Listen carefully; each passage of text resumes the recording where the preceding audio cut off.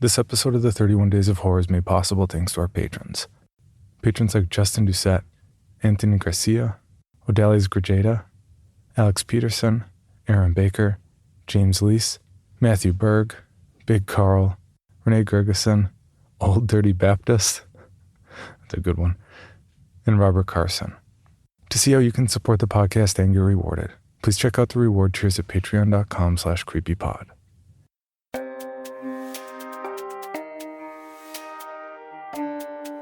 This is Creepy, a podcast dedicated to sharing the most famous, chilling, and disturbing creepypastas and urban legends in the world.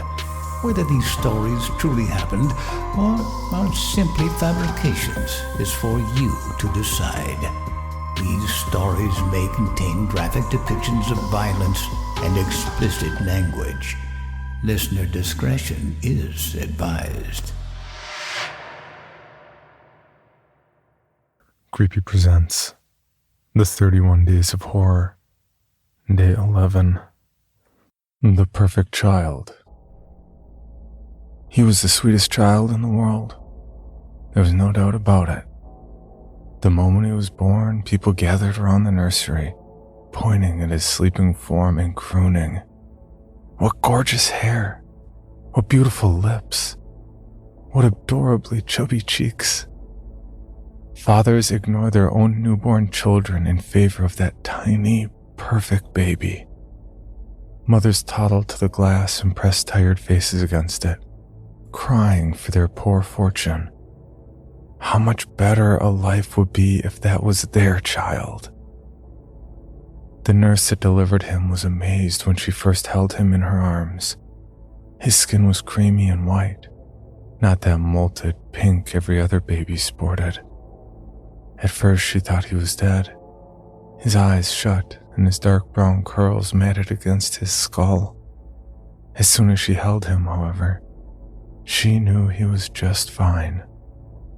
He opened his eyes and looked at her with all of the intelligence of an adult, breathing calmly and wrapping his tiny infant fingers around a loose strand of her thin blonde hair.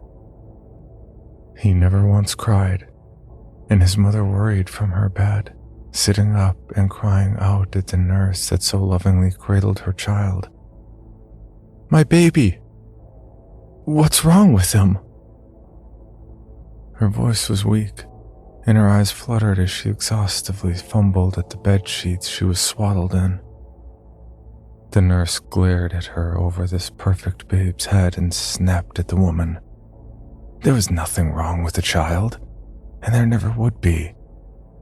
Reluctantly, the nurse snipped the child's umbilical cord and set him gently in the nursery, lovingly kissing his head and promising that she would come back for him. Late that night, the nurse quietly tiptoed back into the mother's room, a hospital-issued pillow clutched calmly in her hands. She smothered the mother silently and cleanly, with no one the wiser. The child would be hers no matter what she had to do for it.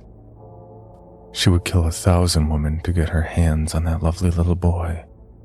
Swiftly, she crept back into the nursery, bending over the tiny crib that held her angel.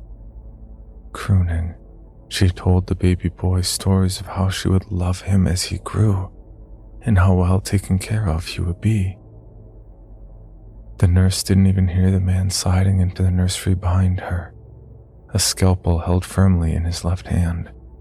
She didn't even feel the cold steel slice delicately around her slender throat. She didn't feel the two sides of her skin part cleanly when so gently coaxed by the clean blade. Nor did she feel the slick gush of blood out of her throat as she happily died, her fingertips gently caressing the perfect child's gorgeous face. Even in the last throes of death, the man who had so proficiently murdered the nurse stepped over her dying body, a look of absolute adoration plastered on his face. Without a word, he picked the child up into his arms and stole out of the hospital. Behind him, every nurse and doctor in the maternity ward went insane looking for him. It was a serene summer's night outside, warm enough for the man to carry the child back to his apartment, leaving his car and his very pregnant wife back at the hospital he had so deftly escaped from. When he arrived back at his apartment, he did not sleep. Instead, he sat the tiny, beautiful boy on his bed and watched him. For 14 days, he watched the child, only moving to feed it and bathe it and give it all of the care it needed and more. The baby was the center of his universe. Soon his wife came home, with a mouthful of angry words to toss at her neglectful husband and a tiny babe of her own to care for. "You left me alone at a hospital to have a baby all on my own? Not a word from you. I thought you were dead, Adam." She threw her purse ferociously at her husband, who had yet to even look at her. The baby in the stroller she had been so lovingly attentive to before opening the door was left back at the entrance to the apartment. The child inside it woken by its mother's piercing shrieks. When the mother walked up to kick the man she so suddenly and violently despised, she laid eyes on the most perfect child she had ever seen. It was a tiny, glowing white child with huge black eyes and the most flawless dark curls on the face of the earth. Without hesitation, she leapt toward her weakened, starved husband and choked the last bits of life out of him. Desperate to lay her lips against the child, watching as his face turned increasingly blue and frantic the tighter she pulled her longing fingers around his neck. Moments later, she was on the bed, wrapped as tightly around the darling baby as she should be without harming it. She drank in its warmth, ignoring the increasingly distressed cries of her own child.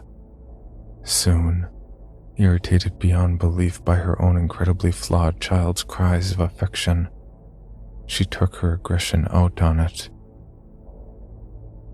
Leaping from the bed as quickly as she could, not wanting to be away from the vision of beauty sleeping serenely on her bed for too long, she picked her child up with one hand, slamming it fiercely against the wall of the apartment until its head was a mashed mess of blood, bone, and brain bubbling out, dirtying her hands. The police came knocking on the apartment door not too much longer. Terrified by the vicious noise in the apartment beside them, the family next door had dialed 911, reporting domestic abuse. Cautiously, hands on the guns that rested at their hips, 2 policemen entered the apartment. Upon entering, their noses were assaulted by several awful smells. Rot, death, and the smell of someone who had been sitting in their own filth for 2 weeks wafted through the air of the stuffy apartment. It didn't take long for the officers to see the destruction that had occurred in this place. The gaunt, dead husband dragged half-heartedly into the hallway, his hair matted with blood.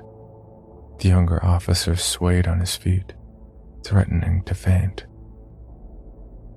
"Listen, Trudeau, sir. I have a pregnant wife at home. I can't do this. I can't get killed in here." His plea was quiet and despondent, but the elder officer simply waved the man forward.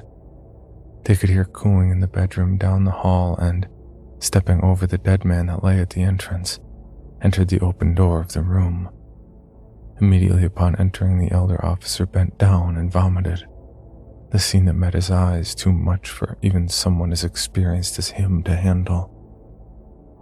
Blood was smeared on the wall where a dead baby, lying there, on the floor, its face a smashed mess, had been mercilessly beaten.